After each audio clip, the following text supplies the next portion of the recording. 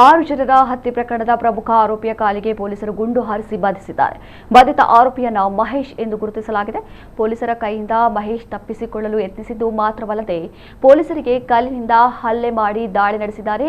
ಆಗ ಪೊಲೀಸರು 2 ಬಾರಿ ಗಾಡಿಯಲ್ಲಿ ಗುಂಡು ಹಾರಿಸಿ ಎಚ್ಚರಿಸಿದ್ದಾರೆ. ಆದರೆ ಮಹೇಶ್ ಇದಕ್ಕೆ ಜಗ್ಲಿಲ್ಲ. ಹೀಗಾಗಿ ಫೈರಿಂಗ್ ಮಾಡಿ ಆತನನ್ನ ಬಂಧಿಸಲಾಗಿದೆ. ಇನ್ನು ಘಟನೆ ವೇಳೆ ಗಾಯಗೊಂಡ ಸಿಬ್ಬಂದಿ ಶೇಖರ್ ಮತ್ತು ವಿಜಯ್ ಕುಮಾರ್ ಅವರನ್ನ ಆಸ್ಪತ್ರೆಗೆ ದಾಖಲಿಸಿದ್ದು ಆರೋಪಿಯನ್ನ ಕೂಡ ಆಸ್ಪತ್ರೆಗೆ ದಾಖಲಿಸಲಾಗಿದೆ. ಈ ಘಟನೆ ವಿಜಯಪುರದಲ್ಲಿ ನಡೆದಿದ್ದು ಮಹೇಶ್ ಮತ್ತು ಆತನ ಗ್ಯಾಂಗ್ ಕೊಲೆ ಮಾಡಲು 15 ಲಕ್ಷ ಸುಪಾರಿ ಪಡೆದಿತ್ತು ಎಂದು ತಿಳಿದು ಬಂದಿದೆ.